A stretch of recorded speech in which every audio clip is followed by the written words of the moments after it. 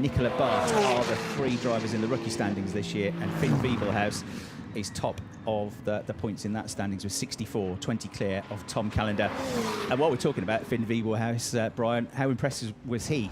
Scoring points already, but very nearly getting pole position in just his second qualifying session at the Red Bull Ring. That was insane, wasn't it? And he had a lot of expectation behind him when he came here, having won the GT Masters title last year. And Manuel Reuter, who has been very much mentoring him and coaching him, he took him, of course, the legendary Manuel Reuter, took him from Formula 4 racing and said, hey, how about trying tin top racing? And what a move that was, because Finn has impressed in everything he's driven in GT3 racing. He was impressive in GT Masters last year. He was very impressive on his debut at the DTM. And, excuse me, Manuel Reuter, comparing him to Mirko Bortolotti and Kelvin van der Linde in his driving style. Yeah, and just how switched on and how mature he is. He said there's still a lot to learn, obviously, for Finn Wiebelhaus, who was the ADAC GT Masters champion last year. He said, but he is... The feedback that you get from him is like somebody who's been doing it for a very long time, rather than somebody who's just been driving these types of GT3 cars for a couple of seasons, and he'll get better and better. But yeah, remarkably calm. We noted that when we had a conversation with him on the Thursday at the Red Bull Ring. Just how laid back and how cool he was about making his debut in the DTM. It was like, yeah, it's just another race was the attitude, wasn't it? Yeah, absolutely. He's just so calm and collected. And so often you see this in motorsport where actually the drivers, sometimes their worst enemy is themselves, just overthinking, and it's a cliche, but trying too hard. And actually, that laid-back approach that Finn Wiebelhaus has seems to work wonders. And look at Marco Bortolotti really having to work hard there with that Lamborghini Temerario. But yeah, Finn Wiebelhaus, as you say, he's just so chilled and so laid back, and that almost gives him a leg up as he steps up into DTM. Yeah, very mature. Well done as well to two more DTM drivers that had a very good Nurburgring 24 hours. You're on board with one of them, Mirko Bortolotti. Luca Engstler was one of his teammates for Red Bull Abt in the Lamborghini Huracan. They finished in second place on the podium at the Nurburgring. Got pole position as well, Luca Engstler on pole position. But they had some contact and a puncture. Mirko started the race. On the very first laps, they dropped from being on pole position to dropping to the pit lane and a stone last place after one lap, and fought back to finish in second place. Absolutely flying at the end of the race as well. So it was a great effort for the team. Probably slightly bittersweet because I think they probably feel they had the pace to win the race, but to have come back from where they were to get onto the podium, and just right at the end of the race getting up into that second place as well, just a few minutes from the end of the race, was a great effort. You fear it might be potentially the way this season has started in the DTM, Brian, one of the highlights, if not the highlight of the season for Mirko and Luca, because the new Temerario has been much talked about, struggled at the Red Bull Ring. It was late being developed, it was late arriving with the teams. They're having trouble with the brakes, they're having trouble with the handling of the car. And apparently, because it was quite warm at the Red Bull Ring, and because the Red Bull Ring has some fast sections, some fast long straights, it kind of masked some of the problems that they had. Even though they were off the pace, there's a fear that they might be even more off the pace at somewhere like Zandvoort with lots of high-speed turns if the handling of the car, the braking is an issue. Last year, of course, Mirko was the champion. He'd come into the season as the champion. He'd moved to Abt. They'd picked up the Lamborghini Huracan for the first time, having run Audis for 2 decades, and they struggled with the car, and it was a very disappointing title defence for him. But he had that one bright spot by winning the Spa 24 Hours with Luca Engstler, with Jordan Pepper. Feels like history kind of might be repeating itself with a great success in a 24-hour race. Not a win this year, but DTM looks like it might be a bit more of a struggle this year.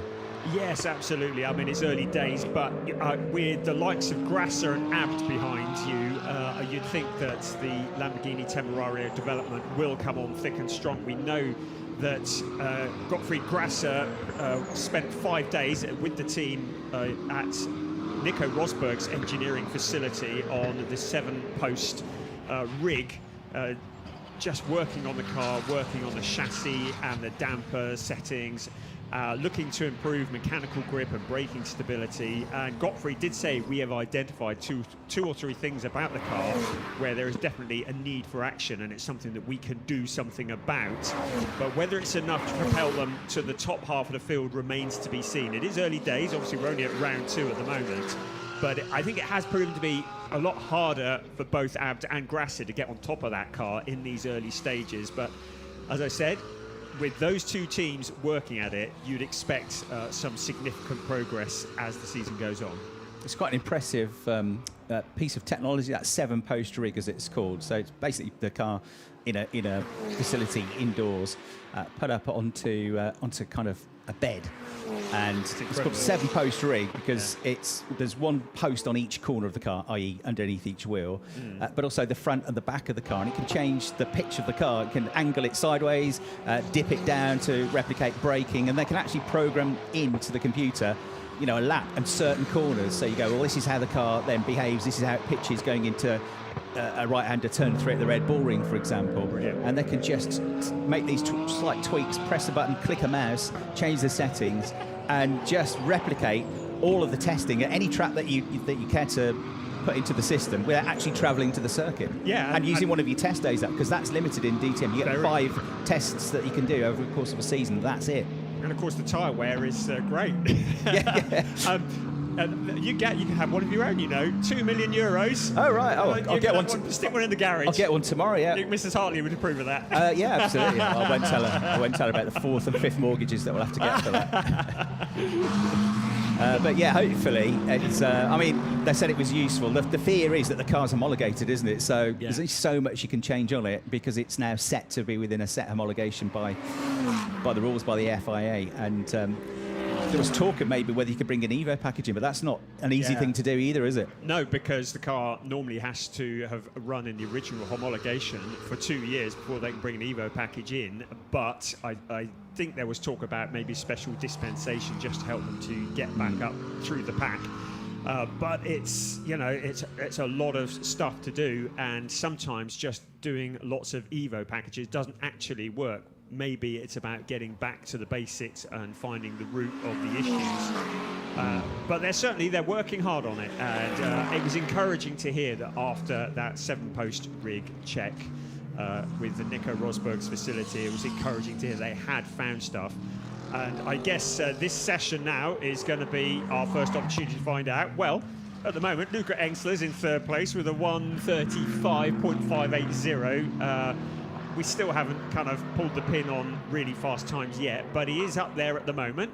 Just for the record, we haven't actually talked about times yet. Thierry Vermeulen, local driver. He's here with lots of friends and family. I spoke to him yesterday, and he said, yeah, I've got an awful lot of guests here. No pressure or anything. Loves this circuit. And he's showing that. He's top of the times at the moment with a 1:35.479. Yeah, we can only give you slight comparisons to last year because it was weather affected, but free practice 1 last year, Lucas Auer topped the times in this equivalent session with a 1:34.267. So that's 1.2 seconds quicker than we are at the moment. And obviously we've got a new tyre in DTM this year, the Pirelli tyre, developed and only for use in the DTM. It's slightly softer tyre, so therefore you'd expect it to be slightly quicker. Certainly the drivers are saying it warms up a bit quicker from a pit stop when you're on cold tyres than did the old tyre, although we've only had warm conditions so far. We haven't seen how it behaves on a cold day. But lap time-wise, Red Bull Ring, there was nothing to suggest that we shouldn't be as quick as, if not a little bit quicker than the times we set on last year's tyre. So 1:34.267 last year, much cooler though. It was dry in free practice 1 last year, but it was only 15 degrees. And the track temperature was only 16 degrees. Well, it's already up to 23 degrees, the air temperature. The Porsche of Thomas Preining, a slower free practice 2, quicker free practice 2, did a 1:33.345, and then it got wet for qualifying, where Jordan Pepper banged it on pole on Saturday morning. Rennie Rast in the dry on Sunday put it on pole with a 1:32.7. So we ought to be looking into at least the low 1-minute 34s, I think, before we're seeing good times. You can see from the flags there to the top left of your screen, it's pretty breezy out there as well, which is always a factor around here, isn't it? Yeah, and the wind blows sand onto the track, so you get the track nice and clean, and then the wind just puts a fresh layer on it. There's an awful lot of sand around. Of course, our timetable is a lot more normal this year. The last couple of years, we've had the Le Mans test that's taken place, and the ADAC have very kindly, in the last couple of years, moved the racing and the scheduling around so the drivers that were taking part in Le Mans could actually go and take part in that. Right, what we're looking at here, that's one of the McLarens going wide, isn't it? Very wide. There's a bit more sand on the track there. So Jules Gounon just sees a little dust storm in front of him, but it doesn't look like there's any dramas. Of course, it was here last year, heading into Rob Slotemaker, that Timo Glock had that wild moment with the puncture, did a bit of drifting in the corner. Right. That was a heck of a moment. That was into turn 8. No, it was into Scheivlak. Yeah, it was. Of course, it was into Scheivlak. And he Jordan held on to it. Yeah, amazingly. Look at that. Flames on Argemini's on the brakes. Front right. Wow. They don't seem very concerned about it, do they? Yeah, so he's been using the brakes hard, hasn't he, Arjun? That's definitely more than it should be, with the flames and the smoke coming from it. So he's wheeled into the garage. and try and call the brakes down for it. Yeah. Maybe they didn't notice, but there is a lot of smoke coming, so I'm sure they did. I'm sure the guy who was had his groin right next to him might have noticed. Anyway. Arjun, another unlucky driver, wasn't he, last weekend at the Nurburgring? Very early in the race. Going off on somebody else's oil and out of the race almost before it began, really. And poor Fabio Sciarra was one of the drivers that never even got to get in the car, which is a huge shame. On board with Lucas Auer then, this fantastic new blue and white Adidas livery. I love the colour scheme on his car this year. It looks very clean, looks very rapid, and Lugi, of course, always is going to be a title contender, having come so close last year, having already been a runner-up to Sheldon van der Linde in the 2022 season. So Lugi, 2 podiums, might not be leading the championship, but a very solid start to his campaign in 2026. And of course, he continues to race in the GT World Challenge alongside Maro Engel. So the top 2 in the DTM, as we often say, also friends, also in another championship, teammates. They're in different sides of the Mercedes garage, with Landgraf running Lugi. And he found a real home with them last year, didn't he? He switched from 4 seasons with Winward to race with Landgraf. And they'd only had 1 year in the championship prior to that, which was 2023, which brought about that race win here at Zandvoort with Maro Engel. But he just immediately seemed to feel comfortable with the team, and we saw the very best from Lugi last year, didn't we, as a result of that? Another driver who just improves year on year. I'm not being rude when I call it the shoebox, by the way. He calls it the shoebox, and what a great livery it is. You talk about his great friendship with Maro Engel. Of course, we'll see how well that is tested if we have a final lap at Hockenheim like we had last year. If only. If we could do that 2 years running, I'd be very happy. But just on a whole, the Mercedes AMG GT3 really has been performing so well everywhere at the moment. Of course, Lugi, who was teammate to Max Verstappen and co last weekend, and but for bad luck, wouldn't have had any luck at all. Looked so odds-on to win the Nurburgring 24, but that aside, the Mercedes, although it's a fairly old car, and we're talking about, Mercedes are talking about a replacement maybe for 2028, but there's life in the old dog yet, isn't there? I mean, it's leading the championship, was set for a 1-2 at the Nurburgring 24. Like, let's not change anything quite yet, shall we? No, I'm not entirely sure I'd change anything. It's absolutely, it's one of those cars that it might not be the quickest at every circuit, but it's very consistently up there. Whatever type of circuit, whatever type of weather, it's pretty kind on its tyres, which can be perfect for it in race conditions. Can be an issue sometimes on a cold day in qualifying. But yeah, a great car. Lugi, interestingly, never had a win here at Zandvoort. He was 3rd back in the Class 1 era in 2018. He was 3rd in 2020. He has had a couple of 4th place finishes here as well, a 5th place finish in the last 2 or 3 years. But he's never been on the top 2 steps of the podium. Maro Engel, as I say, won here in 2023. Ricardo Feller won here that year as well in the Audi for Abt. And Timo Glock won here back in 2017. On board with Kelvin van der Linde. Right, I've got something I want to share. You're a stat man, you're a nerd. Okay, I might pretend this is me, but this is actually long-term friend of the DTM. Toby Ebner sent me a point standing last week, and he has added up all of the points from the GT3 era of DTM. Fantastic. And the GT3 era champion is the aforementioned Lucas Auer, who has scored 775 points. Thomas Preining, 2nd. This is to the end of last season. This doesn't include this season. Yes. But Thomas Preining is 2nd with 716, and 3rd, Marco Wittmann with 707. So I have to say 10 out of 10 to Toby for going and working out all the points of the GT3 era. Lucas Auer, though, would be the champion. And Kelvin van der Linde, I see on your list, is 4th. 4th. He missed a season as well. Indeed, yes, that's pretty impressive. Absolutely. He missed last season from the start of the GT3 era of DTM. It was 2021. I've got I keep stats on wins and poles and things for the GT era. So it's 2021 to present. Porsche have got the most wins in the GT era with 16, but close behind are BMW and Mercedes with 15 apiece. Audi and Ferrari have got the most poles, interestingly. Jack Aitken got quite a few poles, didn't he, in his few years in the championship? We'd be great at a pub quiz. 17 each. No, we'd be kicked out for being boring.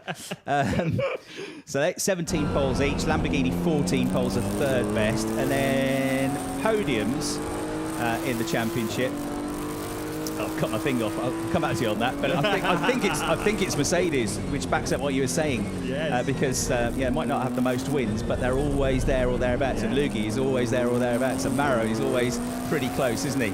Right, Kelvin van der Linde, not the return to DTM he anticipated, especially at the Red Bull Ring, because if there was a circuit as a BMW fan and as a BMW driver that you would want to start the DTM Championship on, it would be the Red Bull Ring, because they've got an incredible record there. It's a car which suits the turbo-powered, it's a circuit which suits the turbo-powered cars because it's high altitude and the turbo engines breathe a little bit better when there's less oxygen in the air. It's got some fast straights. The BMW we know is quick in a straight line, and they've got this great record of winning races, finishing on the podium there. So you would have hoped for a great start to the season for Kelvin van der Linde. It didn't quite transpire, did it? The first race, he was looking for a good top 6 finish, and then the car failed in him late on in the race. Sunday started great, got pole position, but in the race, he just went a bit backwards, didn't he? Possibly tyre related, because he only finished in 6th place. He was leading up until the first of the 2 pit stops, wasn't he? But his car, he wasn't as quick. He lost a lot of time on the outlaps compared to somebody like Maro Engel, who's been brilliant on cold tyres on the outlaps, who is said to have been 2 seconds quicker on the outlap alone from the first pit stop, which was what started to put really Kelvin on the back foot. Yeah, I was reading about Maro Engel's outlaps in the week. I mean, it really is his speciality, isn't it? And he says it's the outlap that won him the race at the Red Bull Ring. It's his signature discipline, and he averages a 3.34th place in the best outlaps of every race. Yeah. I don't know who worked that one out. But interestingly, Maro, I didn't actually realise that he actually does ice training in Lapland, and has been doing it over the last 10 years over the winter, that teaches him how to regain control of a sliding car. And that is quite the trick, and Maro Engel's outlaps have undoubtedly scored him lots of points. Back to the Kelvin van der Linde situation, he was expecting a lot more at the Red Bull Ring with the altitude and the BMW. He had a great fight with the sister car with Marco Wittmann at the wheel. I just think Torsten Schubert would have been having a few kittens after that one. But as you mentioned, I think they were struggling with tyres. He'd had a bit of damage to tyres and struggled pretty well in both races to a degree. But he's been very chilled about it. And Kelvin's saying, okay, it's just 1 of 8 rounds. Everybody has a bad round. I'm here to win. I'm not here to finish second. No problem. So even if he's not actually feeling it in his head, he's talking the talk. Yeah, exactly. And back to that tyre situation, Torsten Schubert, the team boss at Schubert Motorsport that ran the BMWs, at Kelvin van der Linde and Marco Wittmann, afterwards said, look, we had issues with our tyres. We had half a dozen tyres that had picked up cuts, and we just sort of cobbled together the least damaged set, if you like. And that was the set he ran on for the second half, or the second stint in that race on Sunday at the Red Bull Ring, and it just couldn't get the tyres working. Now, if you've got damaged tyres, you can have per car 4 what they call joker tyres across the course of a season. So they're basically replacement tyres. If you've got a puncture or a heavily damaged tyre, you can replace it, but you can only do that with 4 tyres per season. Actually, interestingly, they opted not to do that, even though Torsten was saying, look, we had lots of tyres that weren't in perfect condition. They opted to save that, or save one of their jokers, and so they've still got 4 available to them. But yeah, just one of those weekends that nearly but didn't quite click for Kelvin. Transversely, it was a very solid weekend, as we've said, for Marco Wittmann, with a podium and a 5th place finish. Despite the fact that qualifying wasn't that great, he really did storm through in the races. And Marco's another driver. He's in his late 30s now. Hasn't won the championship for 10 years. So young, yeah. Hasn't won the championship for 10 years. But again, feels like he's driving better than he's driven for a long time, and he was right up there in the championship fight. One of the 7 drivers that could have won the title going into Hockenheim last year. And he very nearly had a huge influence, well, he did have a huge influence on who won the title last year, and very nearly won from almost the back of the grid, remember, the last race at Hockenheim last season. Yes, absolutely. Yes, very, very rapid. Was it here last year or the year before that he was driving around in what remained of a BMW? Yeah. With 2 years ago. Yeah, he won. Really, 2 years ago. Yeah. Yes, bits falling off, smoke going in. Like, never mind about that. He's still putting in fast laps. Yeah, I'm not stopping, he said. No, keep going. I'll give you aerodynamics. Yeah, he finished second last year. It was the win in 2024 because he'd had that real disappointment, Andy, at Oschersleben, the team's home race, the start of the 2024 season. We'd been leading, and then they had a fuel issue with the car, and it stopped towards the end of the race from what looked like a certain victory. And then we got to Zandvoort, and he's winning, and the car starts disintegrating around him. Oh, it's not going to happen again, is it? And there was no way he was going to back off, was there? Smoke coming from it, bits flying off, and brought it home. So Marco Wittmann, somebody else is driving very well indeed. Thierry Vermeulen, though, is top of the times at the moment. He's in the pits. It's a Ferrari 1-2 at the moment, 135.4, 135.4, 6 thousandths of a second between Vermeulen and Matteo Cairoli, his teammate. So that's a good start for them. Now, that Ferrari is another car that's got an Evo package on it this year. And Thierry has said, look, we've been struggling a little bit to understand the changes so far and get the most from the car. So the updates to the 296 this year, it's got a revised aero. The 6-speed sequential gearbox has been tweaked a bit to give it a better torque, better delivery of power at both low and high speeds. It's got some changes to the front end of the car as well, been reprofiled to give it more stability during slipstreaming when you're behind another car or you're going at high speed. They've tweaked the wheel arches on it. The bonnet air intakes have been tweaked to give 20% more airflow to the brakes. Quite a lot of changes to the 296 for this season.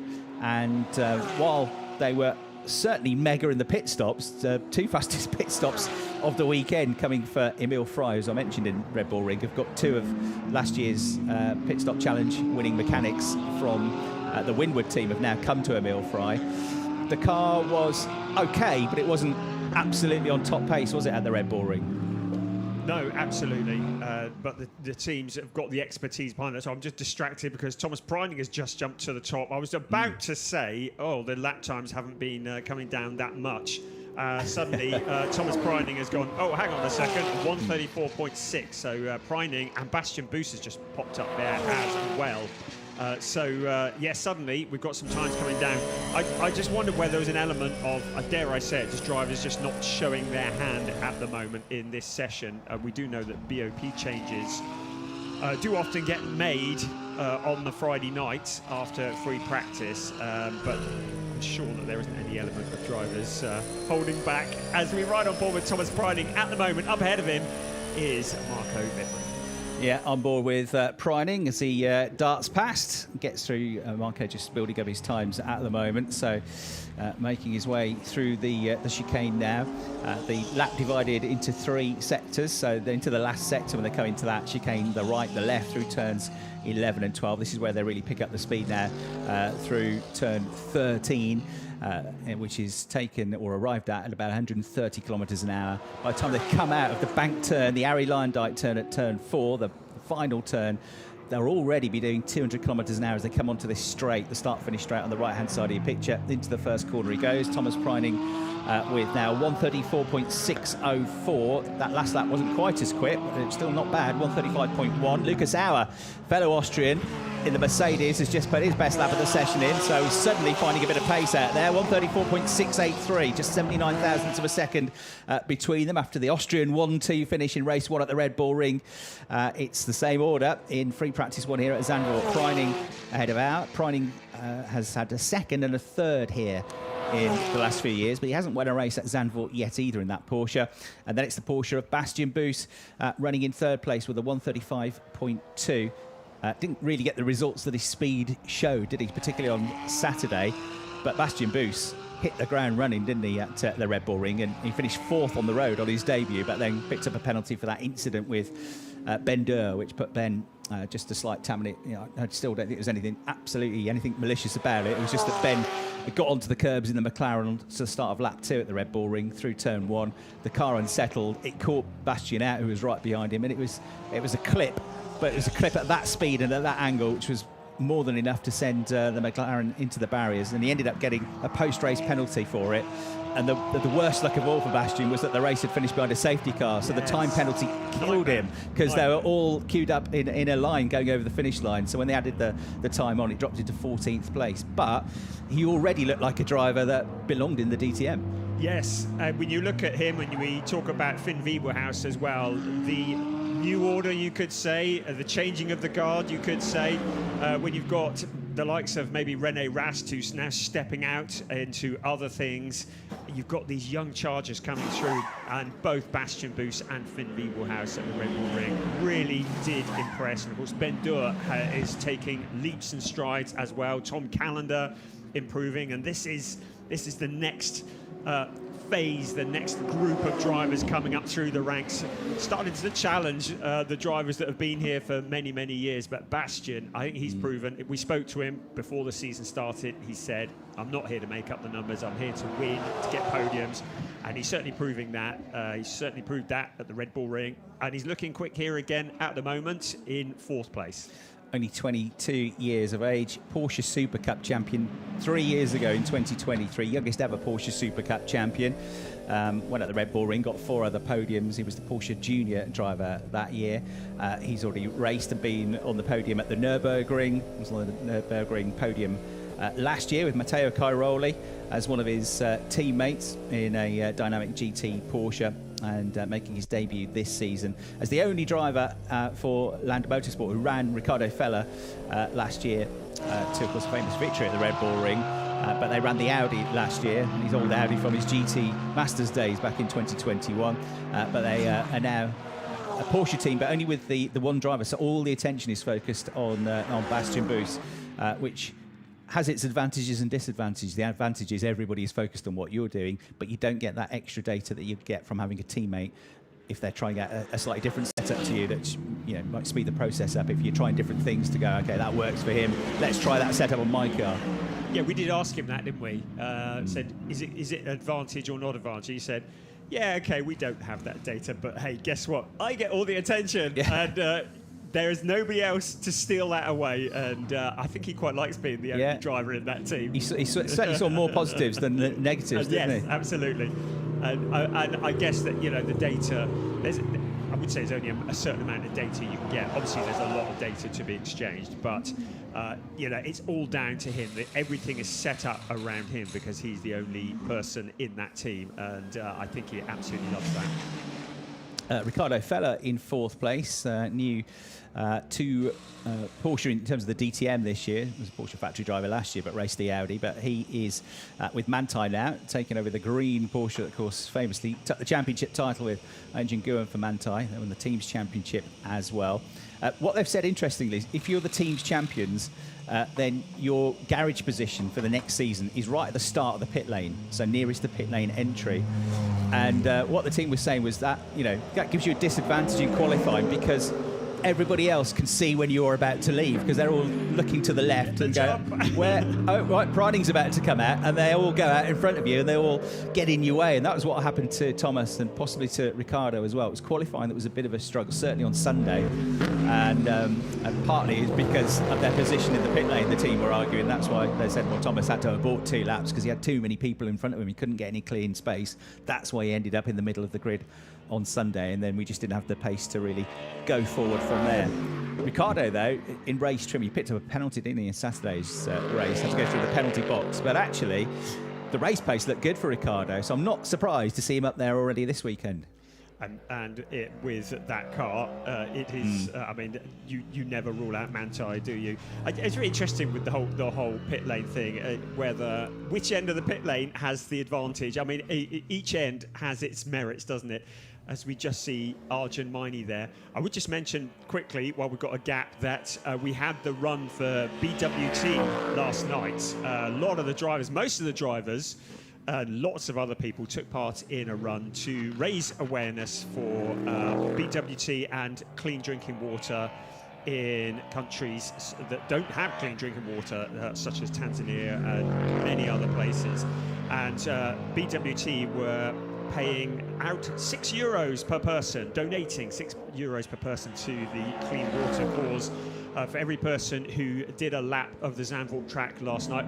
I staggered around in the evening heat. Arjun Maini, I started ahead of him, and I thought, I'm beating Arjun Maini here. Yeah. I'm beating him. Brian says staggered. Brian was running 5th at one point, weren't you? Only for about the first 3 or 4 corners. Still. And then they all came steaming past.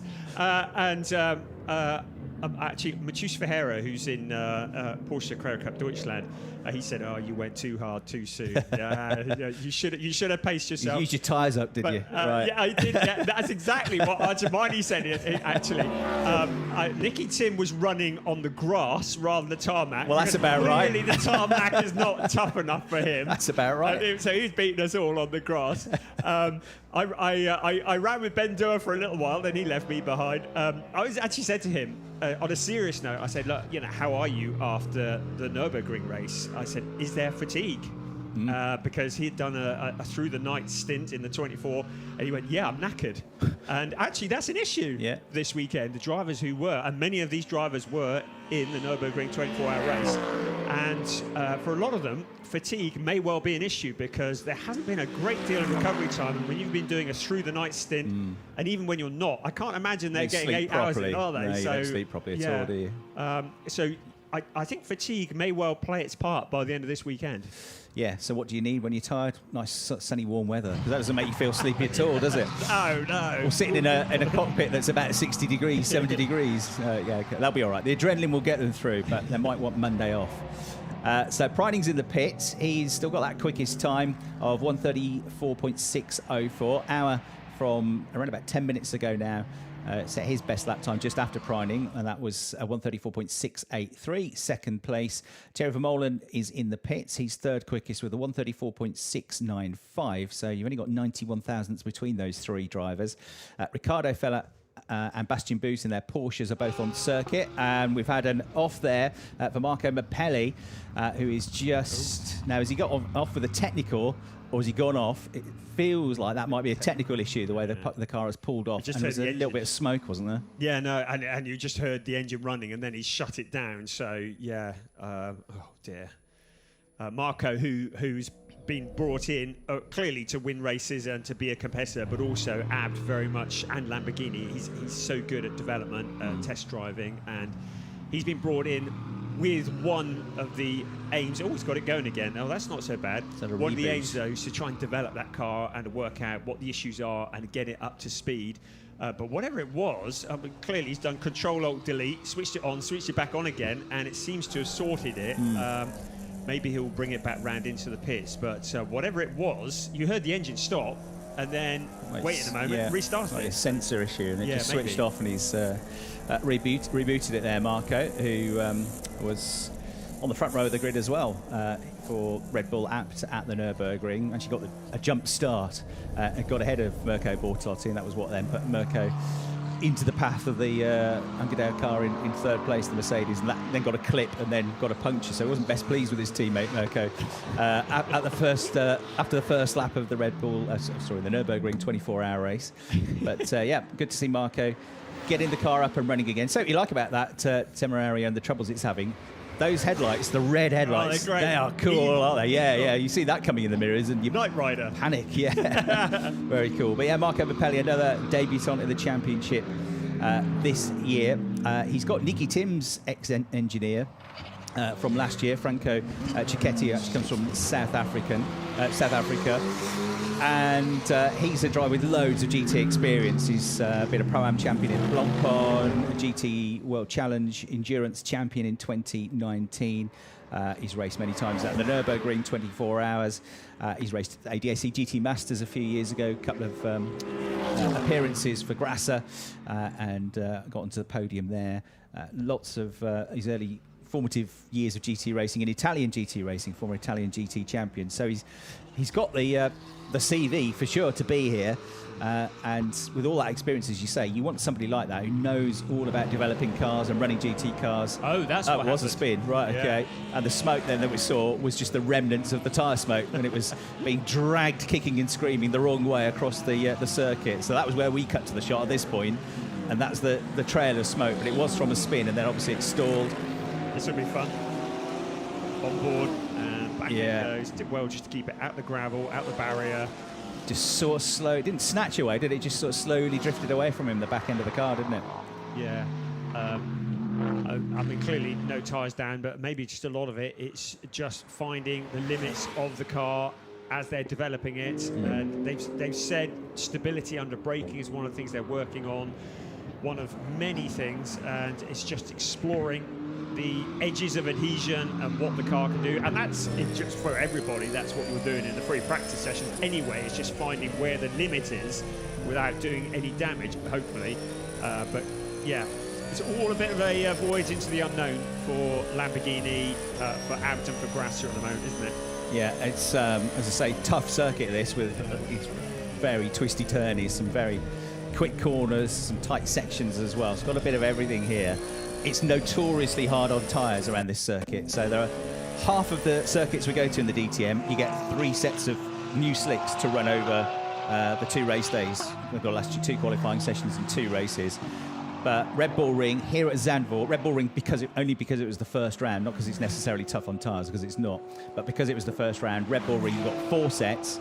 Here you get 4 sets. The Saxon Ring, also tough on tyres, you get 4 sets of slicks, and Hockenheim at the end of the season you get 4 sets. So they do have 1 extra set of tyres for race day, but they'll need them because, as I say, it's very tough on the Pirellis, and it's going to be interesting to see how these new tyres work here. But again, they've got the perfect sort of conditions for them, not cold at all. As I say, it's going to be about 10 degrees warmer than it was this time last year. Yes, it's always one or the other here in Zandvoort, isn't it? Of course, tyre warmers are not permitted, so it helps a lot when you've got the ambient temperature helping to get the tyres up to into the correct window. But yeah, I mean, it's good that the whole tyre situation is so heavily regulated. It keeps the costs down massively. It's way more sustainable as well.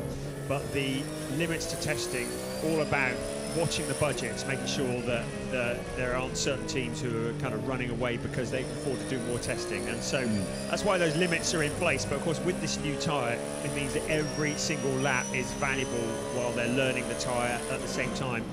And on different circuits as well. So an awful lot of learning going on. Thierry Vermeulen, who has yet to get a podium at his home race. He got a 4th place finish here in one of the races 2 years ago in 2024. He has, of course, finished on the podium. He's never yet won a race, although he's had a couple of poles. He hasn't quite turned them into wins. They've become podium finishes. Becoming pretty experienced now. He's got 50 races under his belt after the Red Bull Ring, Thierry Vermeulen. 4 podium finishes, 3 pole positions. Best result so far. 2nd place finish at the Red Bull Ring last season, last September.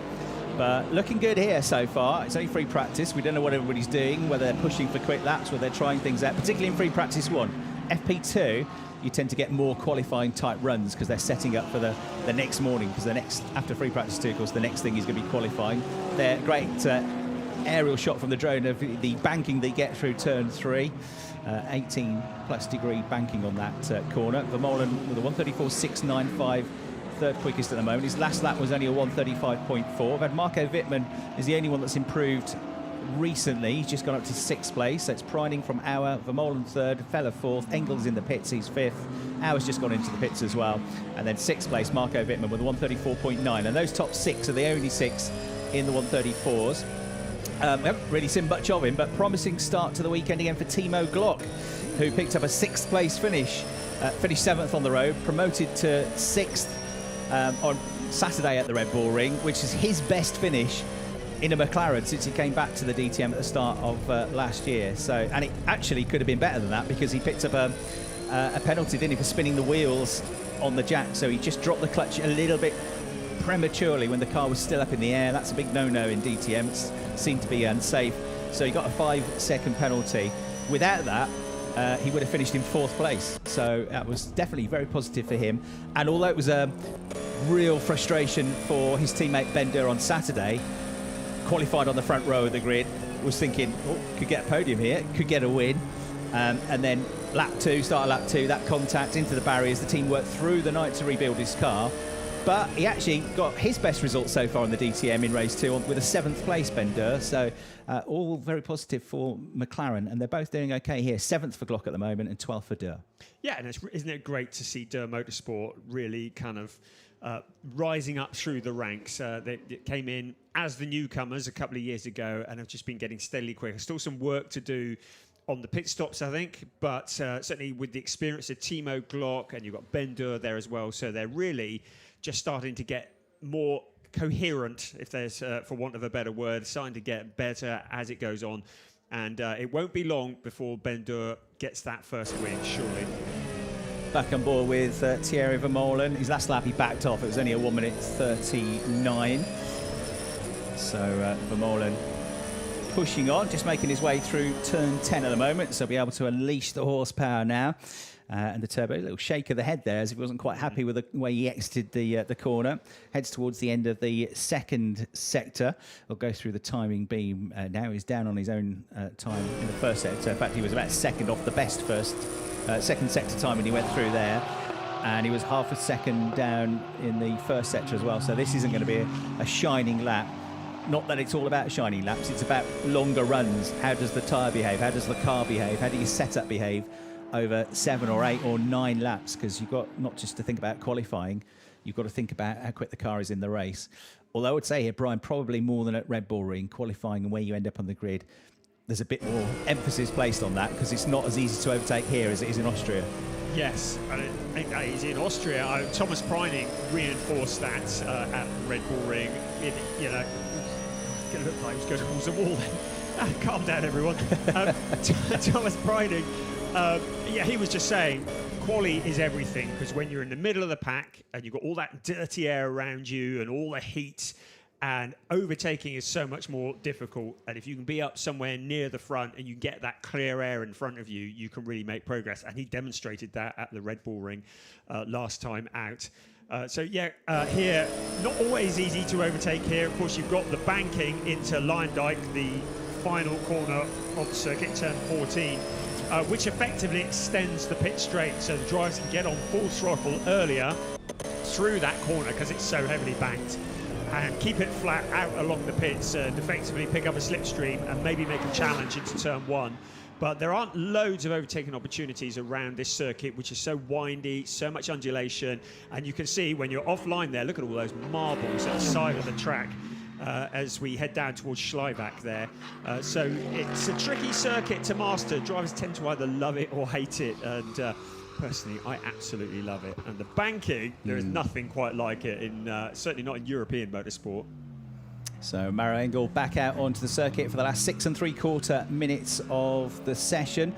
This is that run through turn 10 when he's up to speed. When he gets down this next straight on his next lap, when he's pushing the car, they'll get to around about 215 kilometres an hour. And then it'll be hard on the brakes for the chicane. Okay, Thierry, we close this lap on track. We close this lap on tracks and we box for pit stop practice. Cool. Pit stop practice, yes, of course, something else that you can use free practice to do. And it shows just how seriously Emil Frey are taking their pit stop practice this year. So pit stops at the Red Bull Ring. Matteo Corroli, the quickest pit stop for Emil Frey in race 1, 5.922 seconds, very rapid indeed. And then on Sunday as well, Matteo had the fastest pit stop there as well with a 6.149 second. Thierry had a 6.2 second pit stop as well. So Emil Frey, you get for the pit stop challenge the fastest 3 pit stops. And on Sunday, they don't have points per pit stop because there are 2 pit stops on Sunday's race. It's just the overall fastest 3 pit stops. Well, they got the fastest on Saturday, the fastest on Sunday. You get 3 points for that, 2 points for the second quickest pit stop, and a point for the third. And Emil Frey are on a max at the moment. 6 points they scored in the pit stop challenge. Manthey and Landgraf both have 2 points each. Grasser and Schubert 1 point each after the first round of the championship at the Red Bull Ring. Right, Kelvin van der Linde has popped himself up to 4th place in the BMW, which is promising. 134.710, that was last time around. So he's gone now ahead of Feller and Engel, but we know Engel might be about to push on his next lap. Right, pit stop practice, Brian. Yeah, so we knew this was going to come, didn't we? So here we go. Rears first, that is in the rules. Then to the front, you can see Emil Frey racing, rehearsing these stops normally into the darkness on a Friday night. They're out in the pit lane. There is an element of confusion. I would just say it says VER in third place. The camera cuts to Thierry Vermeulen in the car, and he's got Verstappen written all over his overalls. And I have seen so many comments where people go, "Oh, is Max Verstappen in the DTM?" No, he's in Canada at the moment. He's got other things on his mind. The VER is in fact Thierry Vermeulen, but he is, of course, involved, sponsored by Verstappen.com. Of course, Thierry Vermeulen's father, Raymond, is Max Verstappen's manager. That's the connection. But I can understand the confusion when you see VER as the three-letter summary of the name, and you see all the overalls with Verstappen on it. Just go back to the pit stop challenge. Last year, Emil Frey never once had a top 3 fastest pit stop. So they didn't score any points in the pit stop challenge. Now that they've recruited 2 members of Winwood's team, Winwood won it last year with 32, they've already got 6 this year, and they're leading it. So whatever they're being paid, those 2, it's worth every penny, isn't it? One of them actually started life at Emil Frey, then he went to Winwood. Now he's come back, but they really have.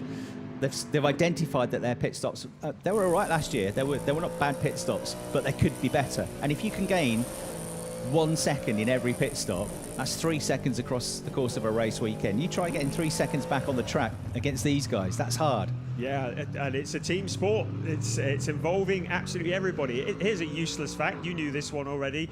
Matteo Cairoli's girlfriend is the lollipop operator for HRT. She holds the lollipop for that team. So there we go, there's a weird connection. Yeah, and we said to Matteo, she better not get in your way there, actually. So, yeah, Matteo Cairoli. In fact, when we spoke to him before the start of the season, we said, what road car do you drive? He said, I haven't actually got one at the moment. It's a bit embarrassing. I'm driving my girlfriend's car. He said, do you look after it? He said, yes, I look after it, and I'm made to clean it. Yeah. I'm a very good car cleaner, so she doesn't mind me driving it. It's an Audi Q5. Yes, right? That's right. Yes. Yeah. So Matteo Cairoli, quickest now, 134.289. Right on cue. Yeah, there we perfect. As if we've planned this. He'd like us to mention him more often, I think. Yeah, good stuff. So Ferraris are first and fourth at the moment. Matteo Cairoli, 134.289. Matteo is 0.3 of a second clear of Thomas Pryning, which is not insignificant, is it? Lucas Auer still in the pits is third with a 134.683, 134.695 for Thierry Vermeulen. Jules Gounon has just popped himself up to fifth with a 134.7 dead, which is 10 thousandths of a second quicker than Kelvin van der Linde. Mirko Bortolotti has just come into the pits, but he's doing okay in seventh place. Ricardo Feller pops into the pits in eighth, and Maro Engel and Ben Durr round out the top 10 as we go into the last 2 minutes of the session. If you ignore Matteo Cairoli's time, from second, Thomas Pryning, down to 10th, Ben Durr, is less than 0.2 of a second. And in amongst them, the Lamborghini. Mirko Bortolotti in 7th place, who is about 4.5 tenths off the quickest time.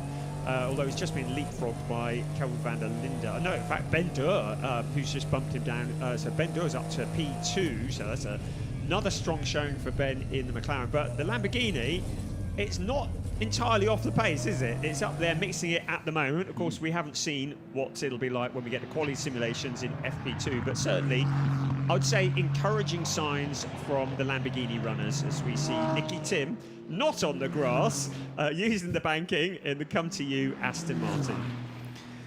Yeah, Nicky, as I say, with the best results so far for Come To You Racing, that top 5 finish. Of course, for many years he's been an Aston Martin factory driver, even though this is actually the first season he's got to race an Aston Martin in the DTM, having made his debut in the championship.